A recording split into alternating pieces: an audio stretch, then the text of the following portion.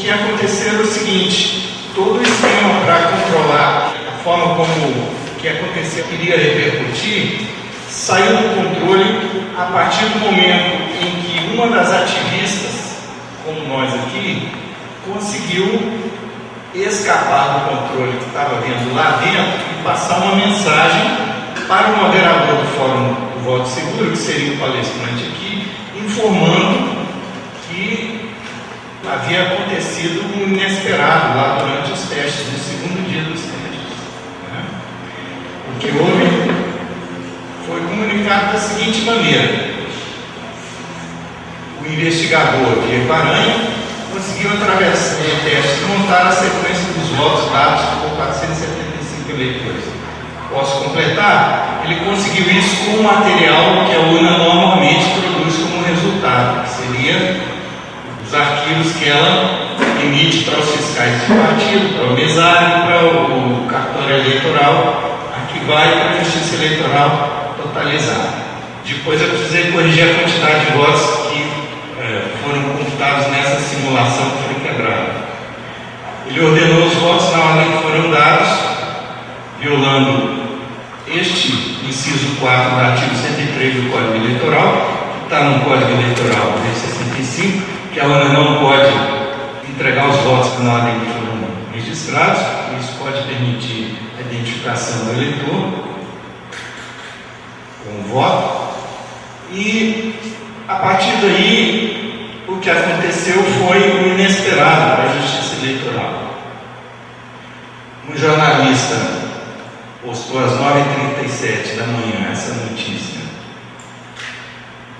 um portal de grande penetração no mundo da informática, e a Justiça Eleitoral, lá no ambiente em que os testes estavam sendo conduzidos, surtou, não sabia o que fazer e começaram as reações.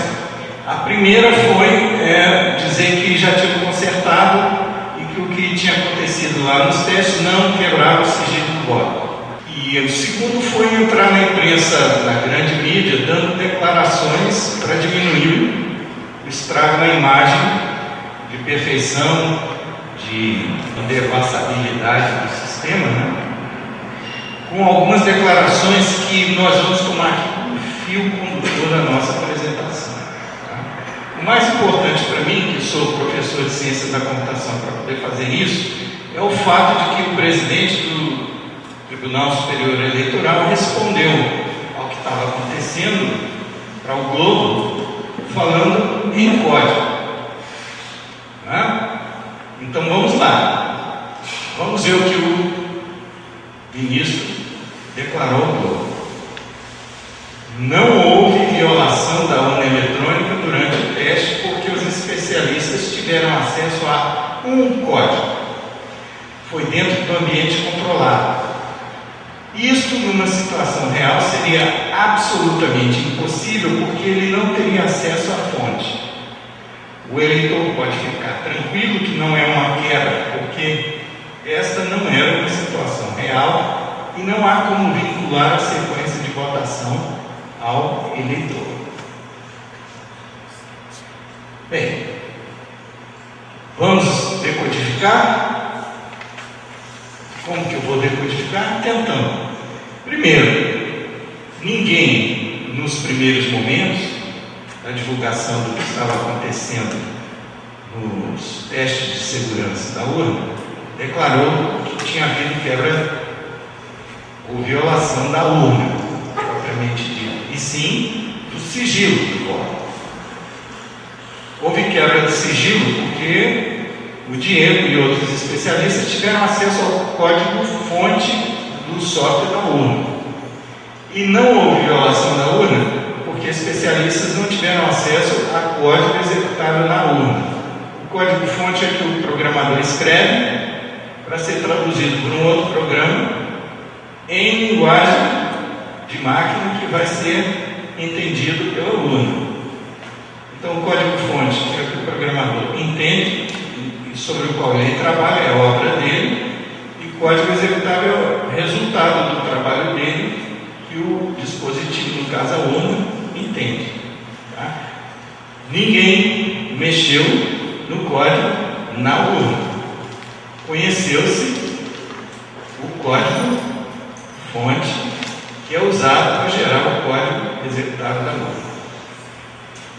Muito bem, primeira confusão que acontece nessa representação que houve é entre a urna e o sistema. O sistema eleitoral brasileiro não é só a urna eletrônica. A urna é um pedaço. E, creiam vocês, não é o mais importante para quem queira fazer trapaça com o processo, nos modos em que ele é conduzido hoje. Antes de acontecer uma eleição, há um processo de preparação que é tão importante quanto o que acontece no dia. Licitação, radioprogramas e suporte, empresas terceirizadas, geralmente de gente que não pode ser identificada como fiscais de partido, porque são terceirizados, mal preparados, ganham um pouco, R$300 por mês para montar, configurar a urna, e sem rastro. Acabou a eleição, terminou o contrato, ninguém acha mais. Tudo que vai durante uma eleição deveria ser homologado para ver se atendeu a especificação. Mas, do jeito que é feito hoje, é praticamente apenas a Justiça Eleitoral que se dedica, nem sempre com muita precisão, a verificar se o que foi entregue, se o que foi feito, corresponde ao que foi solicitado por escrito nos editais. E o mais importante é que o processo deveria incluir ou prever meios independentes de verificação dos resultados do processo. Não há mais. Nossa sociedade aceitou trocar o direito de fiscalizar o processo que escolhe nossos representantes políticos por algum fetiche em relação à facilidade e à rapidez. Isso pode ser sinal de doença fatal para a democracia. Aqui eu tento mostrar um pouco como são os processos. Os momentos e os canais pelos quais o eleitor ou um candidato poderia estar agindo para fiscalizar se o processo está correndo de forma correta, sem interferência indevida, são essas linhas verticais ou inclinadas que cruzam a linha vermelha. No processo eleitoral, o que é eletrônico corre por essa linha de cima. E a atuação das pessoas que querem fiscalizar deveria ocorrer nessas etapas de controle embaixo. A eletrônica, como um processo para facilitar a apuração e a totalização, ela deveria ser acompanhada dos processos de fiscalização que normalmente existem em eleições anteriores à informatização. O fiscal conferir que o eleitor que está indo votar é quem foi identificado mesmo pelo mesário, o primeiro quadrado aí dos quadros. O eleitor deve poder ver se o voto que ele está registrando é o que vai ser entendido ou recebido pela urna. No caso de um voto em papel, ele sabe que o papel que ele vai depositar ali, muito provavelmente, se a urna não for violada, vai ser o que ele depositou. No caso da máquina, ele só vê o botão que ele aperta, ele vê alguma coisa na tela, mas ele não está dando os bits que vão entrar numa tabela dizendo para qual candidato aquele voto foi somado. Ele está acreditando que vai ser feito conforme ele está vendo na tela, mas ele não tem como verificar. E depois que a urna solta os votos, a primeira etapa da apuração é a soma dos votos na urna, que é essa chamada apuração propriamente dita. No caso eletrônico, o que sai é uma planilha, uma tabela com os totais por candidatos daquela sessão eleitoral, que é no jargão da Justiça Eleitoral chamado de BU, que é Boletim de Urna. Os boletins de urna então vão para um sistema informatizado que coleta os disquetes, hoje Hoje em dia são pendrives, coleta 2 disquetes dos pendrives, essas planilhas, essas tabelas, e somam o Estado ou o país, no caso da eleição presidencial. No modelo VVPT, que é uma sigla em inglês para Voter Verifiable Paper Trail, sistemas que permitem uma trilha de auditoria para verificação do eleitor de que a contagem está sendo feita corretamente, a urna tem que não só somar eletronicamente o voto, mas produzir um registro material ou trabalhar com registro material que corresponda àquele voto para efeitos de recontagem em caso de dúvida, ou caso de sinais de que alguma coisa aconteceu errado, por falha ou por manipulação indevida. Existem 2 maneiras da urna fazer isso. Ou ela trabalha com registro material na entrada, que são as urnas que escaneiam o voto registrado em papel, que é a maneira que é usada na maioria dos países hoje, que usam votação eletrônica. A Rússia, por exemplo, os Estados Unidos, na grande maioria dos estados. Na França, onde eu usava, a França só usa votação eletrônica em 3% das sessões eleitorais. Ou então ela imprime o voto para ir para um repositório para permitir uma conferência em caso de necessidade. Essa trilha de auditoria com registro material do voto não é uma solução ideal, não é uma solução necessariamente boa. Nenhum sistema eleitoral vai ser bom se a sociedade não tiver interesse em usá-lo para fiscalizar. Não adianta simplesmente ler voto escaneado ou se não faz nenhum registro material, como é o caso brasileiro, se a sociedade não estiver interessada no processo. Mas o fato é que em 2002, na trilha do escândalo do painel do Senado, onde houve aquela lavagem de roupa suja entre 2 presidentes, o presidente e o vice-presidente do Senado, em relação a tráfico de influência e corrupção lá dentro, a sociedade ficou meio chocada com a manipulação eletrônica de votação. Lá o problema foi quebra de sigilo, de votações que eram sigilosas, né? E aprovaram uma lei que introduzia o voto impresso para efeitos de auditoria e exigia que 3% das urnas fossem contadas a partir do voto impresso manualmente para verificar se a contagem eletrônica estava correta. Não teria sido manipulada. Em 2003 foi aprovada uma lei às pressas que introduziu uma espécie de bode na sala dentro da urna. Acho que todos vocês conhecem a história do bode na sala, né? Que é o pivô do que aconteceu em Brasília a semana passada, que eu vou contar adiante.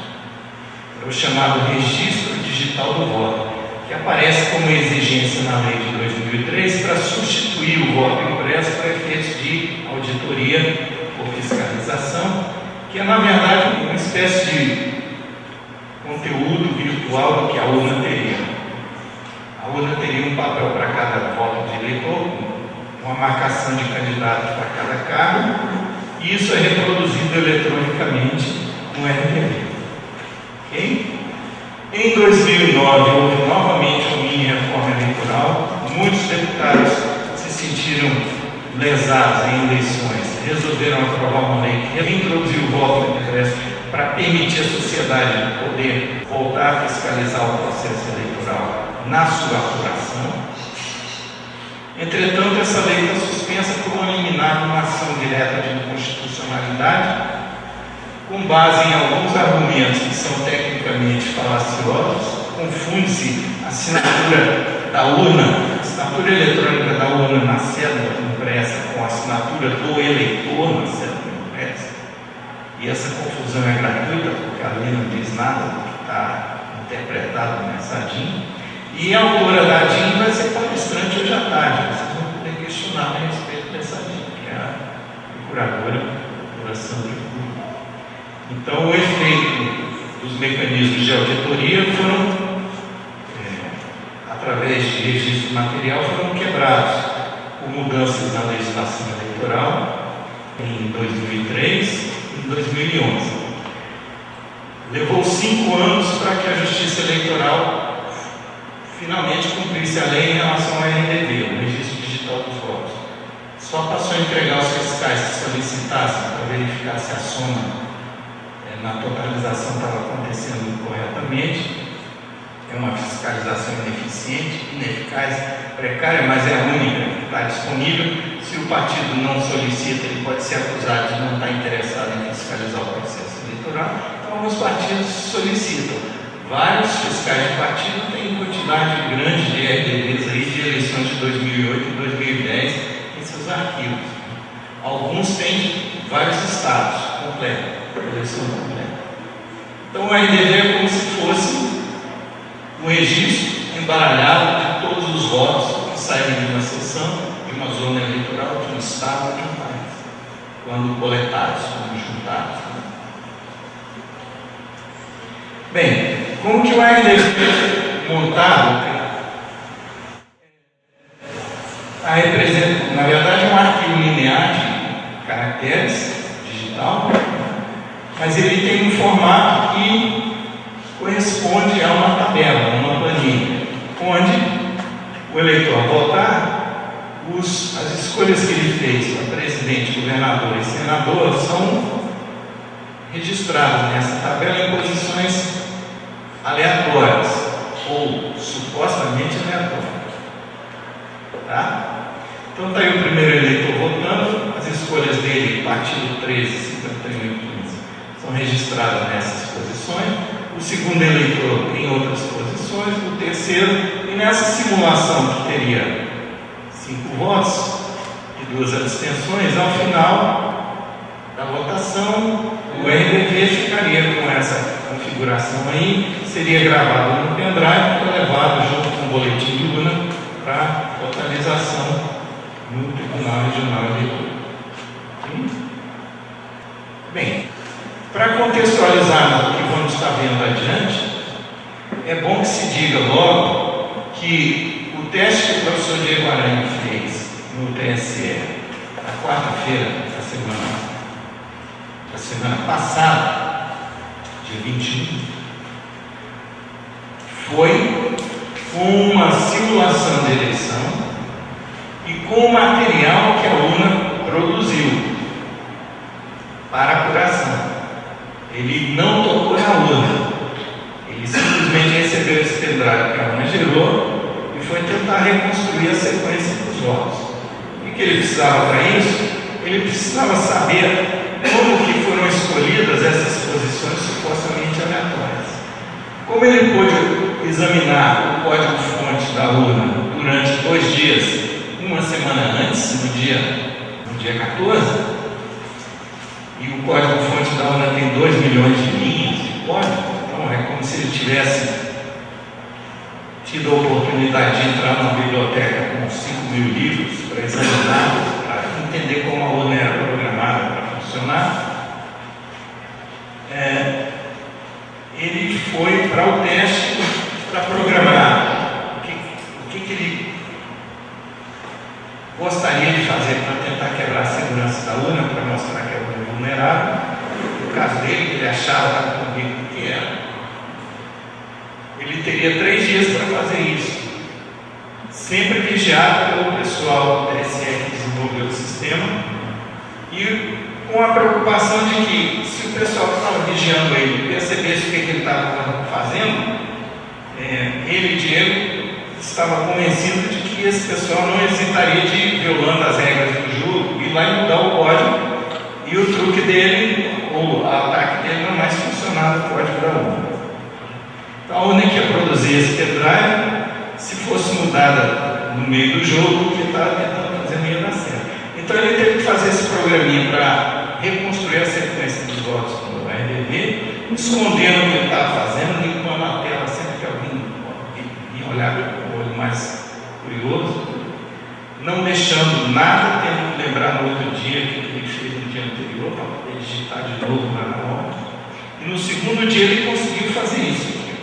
Conseguiu, na máquina dele, reconstruir a sequência das posições por cada eleitor e montar a sequência correta das eleições e apresentar isso como resultado.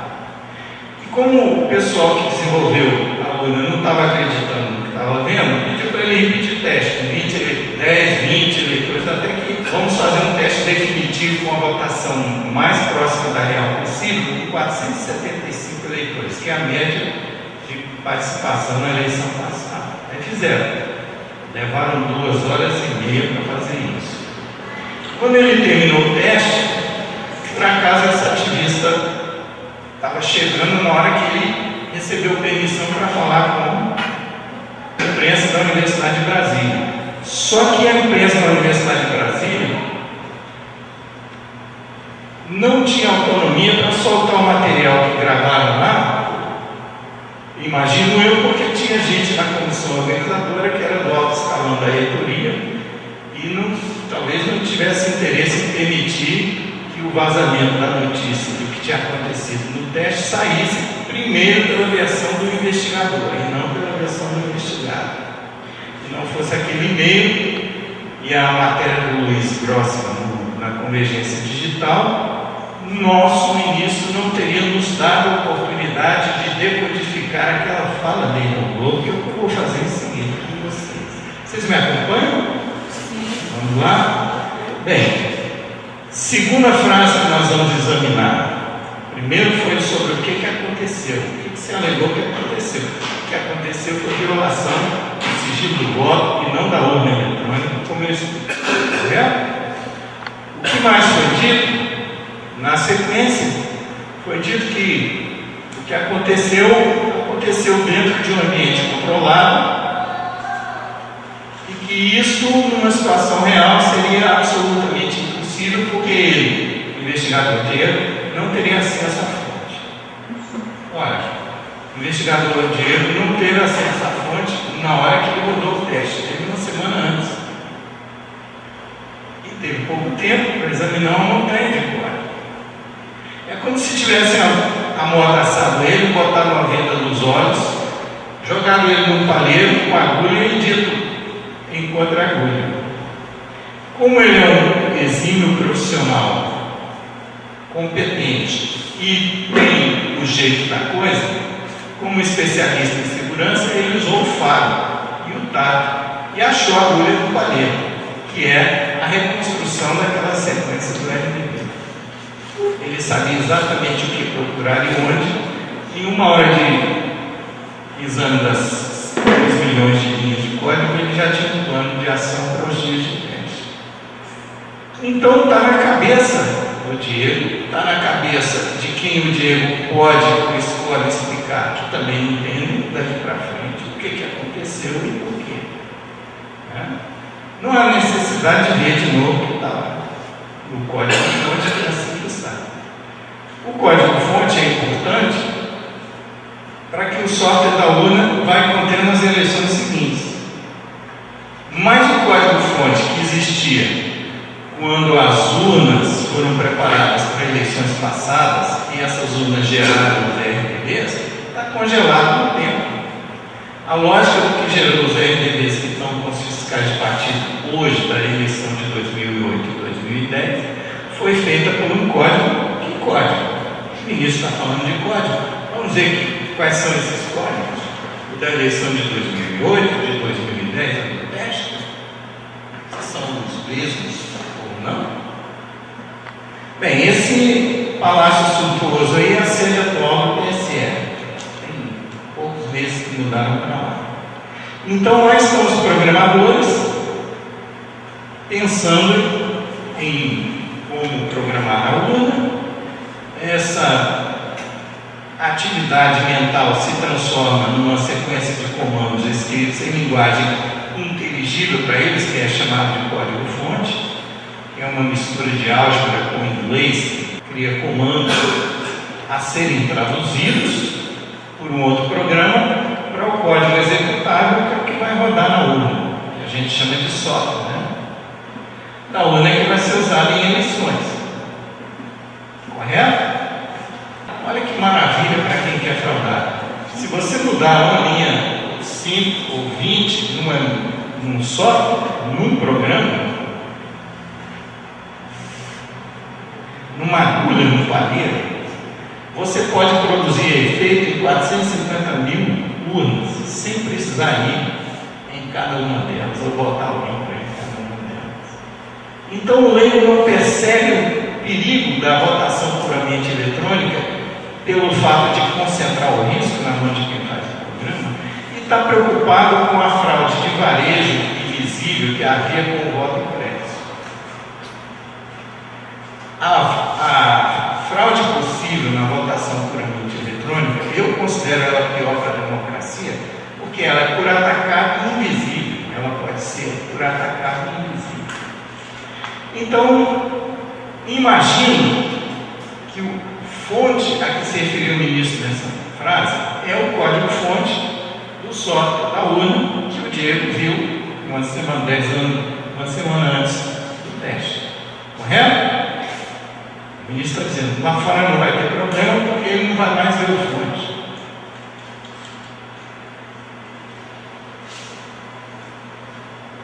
Bem, aqui que o ministro se refere para ele diz isso é o que o Diego fez, né? O professor Diego.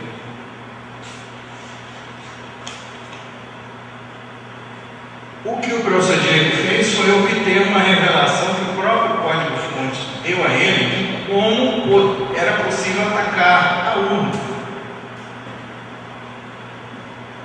Pelo conhecimento que ele tem de programação, ele percebeu como a urna estava sendo ingênua na hora de escolher a sequência de embaralhamento dos votos no RDB.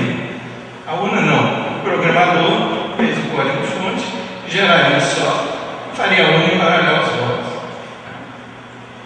Então ele pensou, com a lembrança que ele tinha do código-fonte, que ele viu uma semana antes, como programar ali em tempo real, em pé ou sentado, mas com os donos da urna nas costas dele, um programa que mostraria a fragilidade da urna, por isso esse ícone de perigo aí em cima do CD com os bits saindo, que precisava ser testado. Será que ele vai mesmo desembaralhar corretamente? Então ele tinha que testar em algum RDB. Enquanto ele testava com exemplos que ele mesmo fazia, isso ainda não provava nada. Ele precisava fazer isso em uma urna de teste. E foi quando ele fez que a imprensa da UNB gravou, nossa amiga ativista viu, relatou para o nosso fórum Voto Seguro, o moderador soltou a notícia, o jornalista que é esperto e acompanhava o fórum, que está ligado no assunto, foi atrás, conseguiu o furo, e isso repercutiu de uma maneira que vocês vão avaliar até o fim da palestra. Eu não posso fazer isso porque eu sou suspeito. Ok? Isso dá uma ideia a vocês da importância do trabalho que vocês estão dispostos a fazer de ativismo. Bem, então a UNB sentou em cima do vídeo, mas a matéria do próximo saiu no dia seguinte. Certo? E aí, qual é a grande preocupação do ministro para estar dizendo, olha, isso é absolutamente impossível em outras situações, como por exemplo, com os RDBs que foram gerados em 2008 e 2010, que podem estar na posse dos fiscais de partido, dentro dos TREs estão todos, com certeza. E os RDBs vão ser gerados pelas urnas em 2012, na próxima eleição. Certo? Disse o ministro, isso é absolutamente impossível de acontecer lá fora do TSE. Será? Bem, vamos decodificar mais uma parte da fala do ministro? Prossigamos?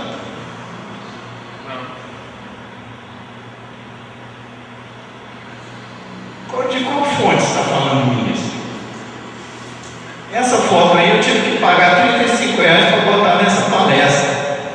Direito autoral do jornal do Correio Brasiliense. Foi em 3 da equipe de 4, do professor Diego, que foi meu aluno, tenho orgulho de dizer isso, ele é o do meio aqui. Eu acho que se o Correio soubesse que era do Diego, ele não ia cobrar 35, ia cobrar mais. Então, aqui já não estamos mais pensando no ambiente controlado lá pela Justiça Eleitoral, mas de que fonte está falando o ministro? Aquela que o Diego viu no TSE para fazer o teste, que poderia não mais funcionar, daí o ponto de interrogação vermelho na seta do meio, o resultado não bater com a realidade, se for tentar desembaralhar, tendo a urna mudado o software por conta de uma mudança no código-fonte. Isso é possível para o futuro, uma vez descoberta a vulnerabilidade, eles vão lá, trocam o trecho do código que estava mal feito, recompilam, extrageram de novo o software, instalam de novo nas 400.000 urnas e temos aí um novo esquema de baralhamento, correto? Sim, mas e o passado? A do teste não foi só o professor Diego que viu o código-fonte usado na urna do teste, ele e as outras 8 equipes que estavam lá também viram. Será que ele está se referindo ao código-fonte do software da urna de 2008 e de 2010, que muitos também viram, e que verão nas eleições seguintes, porque é um direito assegurado em lei, na Lei 9.504 de 97, onde começou, o direito dos partidos mandarem técnicos especializados examinar o código para ver como é que a urna está sendo programada? Muita gente conhece o código, além, é claro, dos programadores lá de dentro. Bem, se é absolutamente impossível a técnica de desembaralhamento do professor Diego, que ele chamou de ataque de Sandy, e depois nós vamos ter uma palavrinha de porquê o ataque da Sandy, né? Tem uma fala do ministro, parece que esse ataque não funcionaria nos RDDs de 2008 e 2010, então já por aí. Bem, se é verdade isso, então o código-fonte que gerou o software das urnas de 2008 e 2010, que gerou os RDVs que estão aí possíveis de serem desembaralhados pelo ataque da Sandy, não tinham tal furo para que seja absolutamente impossível da técnica funcionar do lado de fora. Mas se o software da urna das eleições passadas não tinha um furo, o das eleições futuras não vão ter, porque eles já afirmaram logo em seguida, depois da publicação da matéria do Luiz Grossman, da Convergência Digital, de que já corrigiram as eleições futuras. Então, para que o teste? O furo só estava no código-fonte que está apresentado no teste? Ou será que é verdade que a fonte de 2008 e 2010 era a mesma do teste?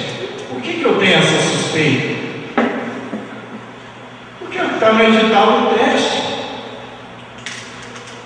O edital do teste diz que o software a ser examinado pelas equipes é o que roda na urna. Ou seja, o que rodava na urna até o dia do teste. O que vai rodar depois é outra história. Está dito aí, explicitamente, que os testes vão considerar o software de votação utilizado na sessão eleitoral.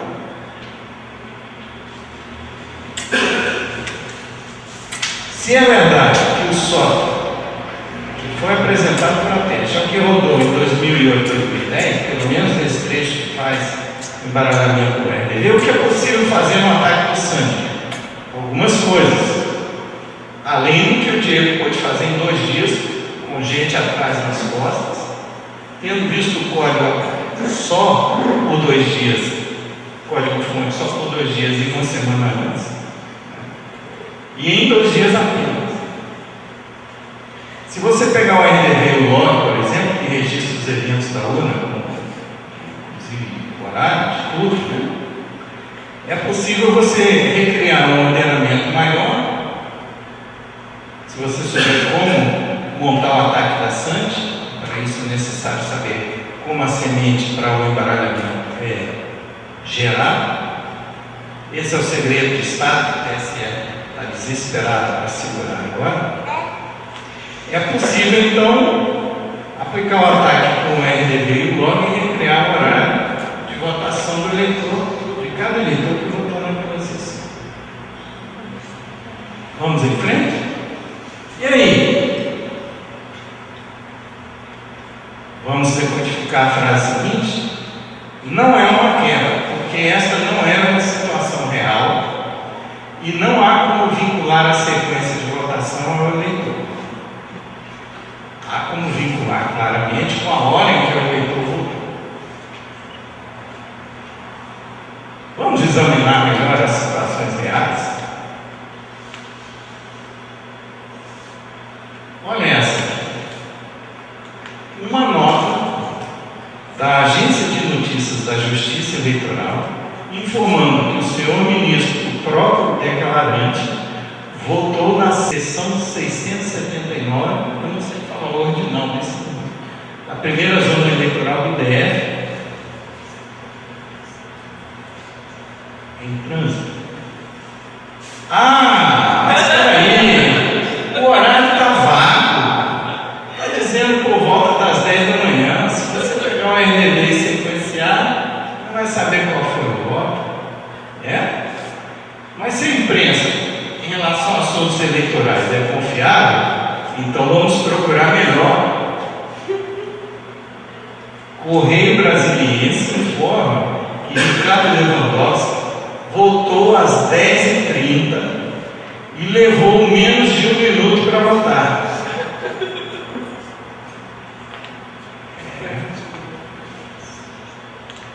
Pelo menos nesse exemplo do próprio declarante da frase que nós estamos decodificando, uma situação real permitiria sim vincular o voto ao eleitor.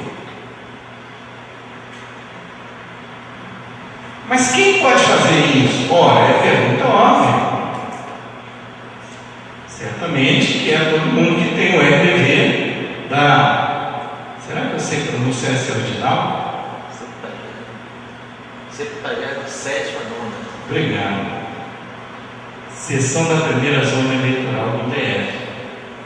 E quem tem, ele ou terá acesso ao código-fonte que gerou o software, que inseminou aqui, foi na urna, que gerou esse RDV em 2010. Que diz o edital é o mesmo que o Diego conheceu para produzir o ataque de Sandy.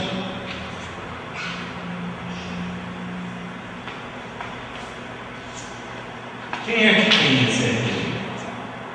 Os fiscais. Não sei quem pediu. Era spam igual o propaganda. Tem que requisitar. Agora, vocês acham que se eu tivesse, eu diria? Para esse eleitor? Mas no TE do DF eu sei que tem.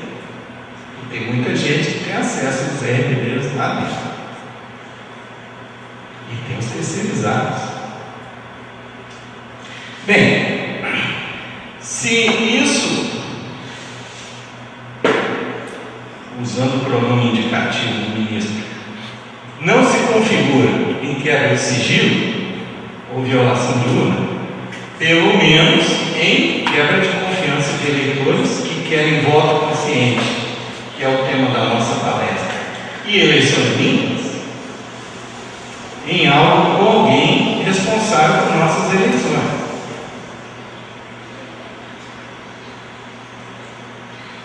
Numa eleição, não é só o interesse da justiça eleitoral que está em jogo,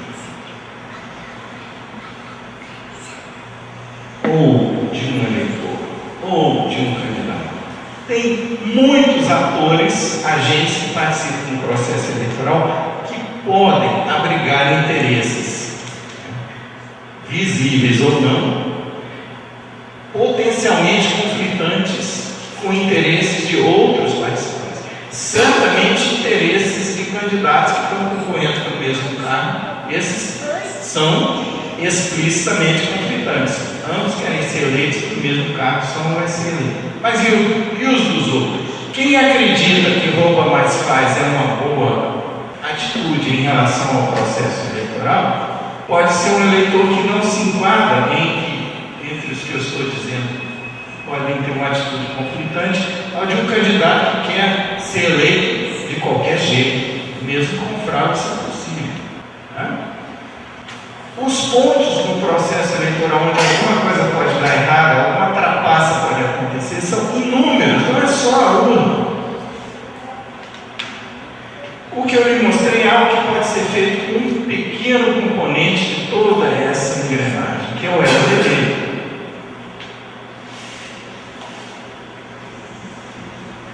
E de onde vem tanta confusão que nos levou tanto tempo para tentar decodificar 4 parágrafos de uma fala do ministro Augusto? A confusão começa com o entendimento do que é segurança. Uma palavra que é ou palavrinha abusada. Qual é a melhor maneira da gente entender o verdadeiro significado dela? Procurar os verbos que estão associados ao substantivo no dicionário. Se você procurar o Aurélio e o Wise, o Aurélio tem 12 acepções para segurança e o Wise tem 15. Dessas, 9, tanto no Wise como no Aurélio, podem estar relacionados com procedimentos eletrônicos, digitais, de informação, de informática. Todas essas 9 acepções de segurança nos dicionários mais usados hoje, que podem dizer respeito à informatização, remetem ao verbo proteger. E o verbo proteger é um verbo bitransitivo. Então a confusão com segurança acontece quando as pessoas usam segurança como se fosse associado a um verbo que não é bitransitivo. Então esse negócio de falar de segurança da urna é um golpe neurolinguístico na cabeça das pessoas para elas não entenderem o que está acontecendo. E acharem que estão entendendo. Todos têm opinião. Todos se chocam quando mostram essas coisas. Não é verdade? E por que o fato de poderem existir mais de 2 interesses potencialmente conflitantes no processo é crucial para a maneira de abordá-lo do ponto de vista do processo da segurança?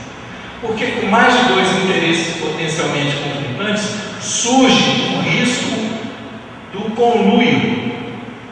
Quando eu dei uma palestra em Goiânia, no encontro de engenharia, em 2005, para falar dos problemas com a informatização do processo eleitoral, e cheguei aqui, quando eu falei essa palavra, várias pessoas se me coçaram a cabeça, se mexeram na cadeira. Eu percebi que tinha algo errado. Aí eu resolvi perguntar: quantos aqui sabem o significado da palavra conluio? 10% levantou a mão. Eu tive que mudar o resto da palestra. Com chave, aquilo que está escrito no artigo 171 do Código Penal: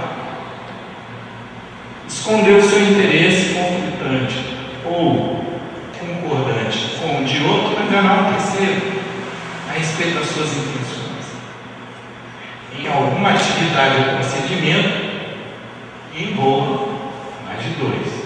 O que é importante nesse caso para o processo de segurança é que segurança deixa de ser sinônimo de sigilo ou de transparência quando há o risco de conluio, e ele passa a ser sinônimo de equilíbrio entre sigilo e transparência, porque aí há que considerar interesses potencialmente conflitantes de mais de 2.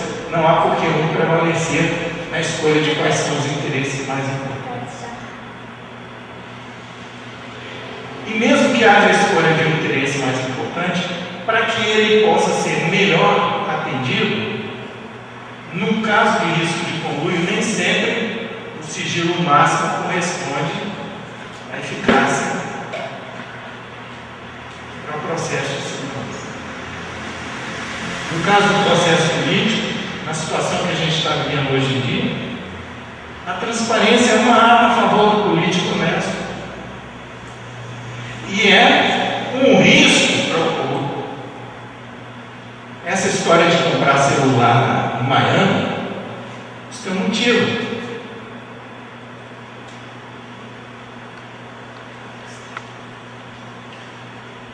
Então, quando lhe falarem, por causa dessa lista que eu estou colocando aí, quando lhe falarem amanhã, você ouviu uma palestra sobre segurança da urna, entenda segurança do processo eleitoral. A urna está lá, ela faz o que manda. Podem trocar software dela a qualquer hora. Mas os PRTs estão lá nos TRS e nas mãos de alguns fiscais de partido. O ataque da sangue, foi o que nós vimos, né? Ele é apenas um dos possíveis ataques. De longe, mais ameno em relação ao voto.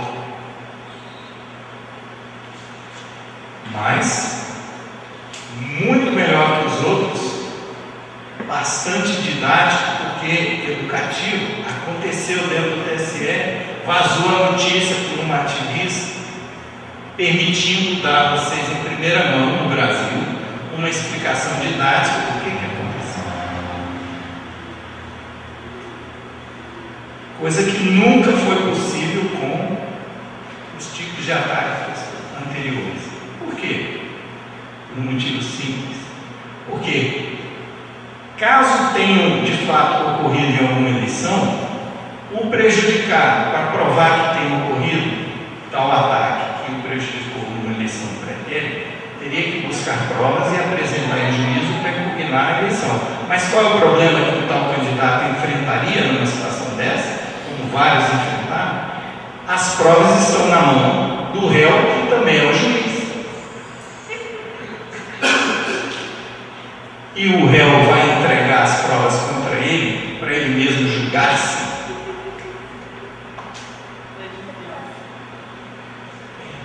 Então, o que significa para nós que estamos em busca do voto consciente? O que significa para nós voto consciente num processo eleitoral onde o responsável pela execução do processo, pela divulgação oficial dos resultados, é quem julga o resultado, é quem prepara o processo e com o órgão legislativo é quem diz como tem que ser o processo. Então, aquele vai e vem entre DDPAT e TRE, modelos com ou sem rastro material do voto para permitir fiscalização, é fruto do órgão da Justiça Eleitoral para não permitir o voto impresso. Por quê? Bem, antes de entrar nessa questão, vamos tentar ver por que primeiro, por que ataque da sangue? Bem, para não dizer que eu persegui um eleitor em especial para fazer essa palestra, eu estou aqui para dizer-vos que é possível fazer o mesmo ataque, né, com o voto da sangue. As revistas de fofoca estão sempre dizendo de tudo que a sangue está fazendo. É só procurar lá alguma notícia de em que hora ela votou e qual sessão eleitoral. Vamos despersonalizar o ataque. Bem, os outros podem ser piores. Os outros que a gente não vai ver tão facilmente podem ser piores.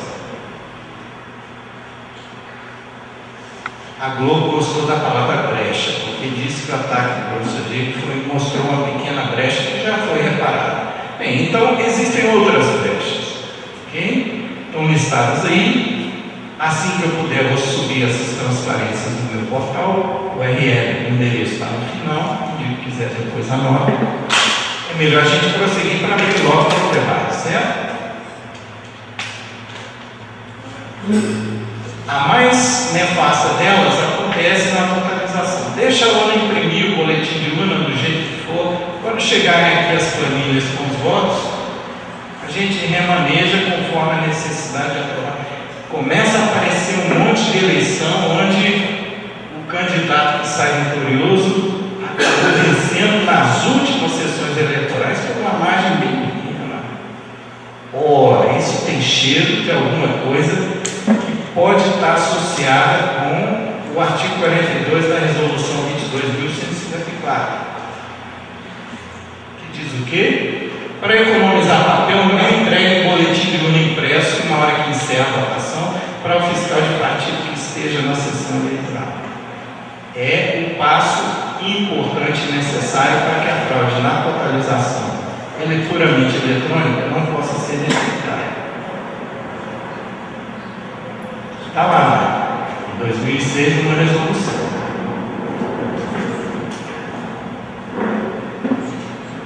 É só ter uma senha lá do totalizador para descartar um BU eletrônico que entrou e colocar outro no lugar.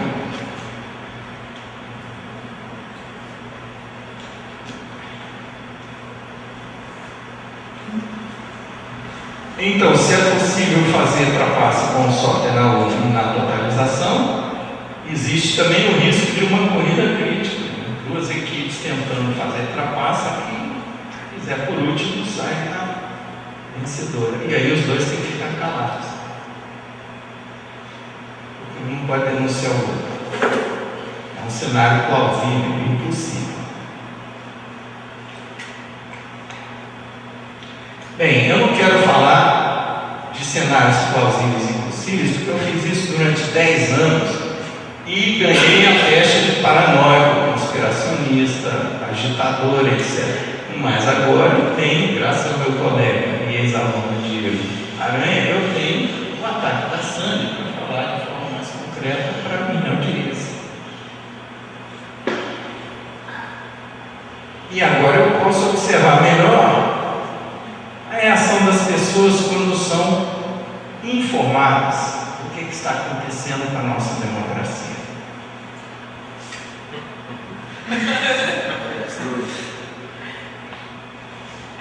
Por quê? No ano em que a lei que introduziu o RDV, que é um bode na sala para tirar o voto impresso, foi aprovada, eu escrevi um artigo com o título A Senda do Santo Byte, onde eu explico o que é a senda, por que eu estou dando esse nome, porque eu vi em operação na hora desse projeto de lei ser aprovado no Senado.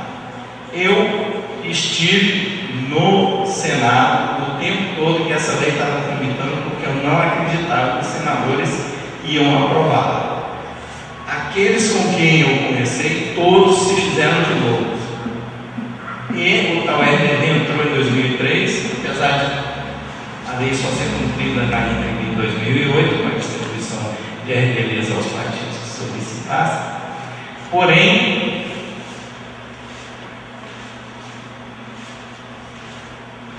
é bom que se diga o pai da criança, né?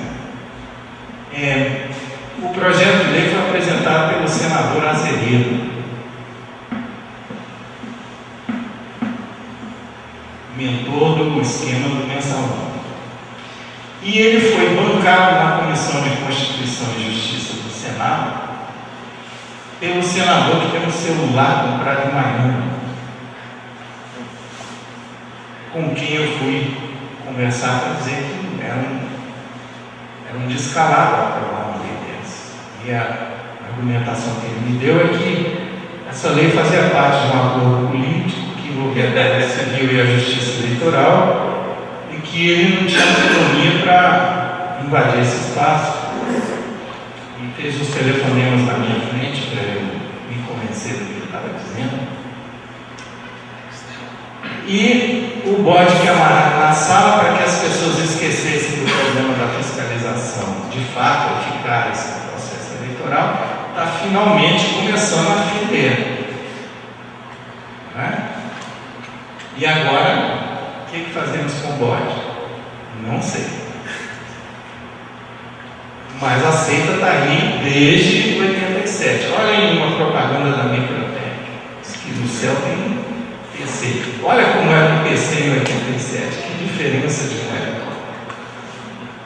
Muito obrigado pela atenção.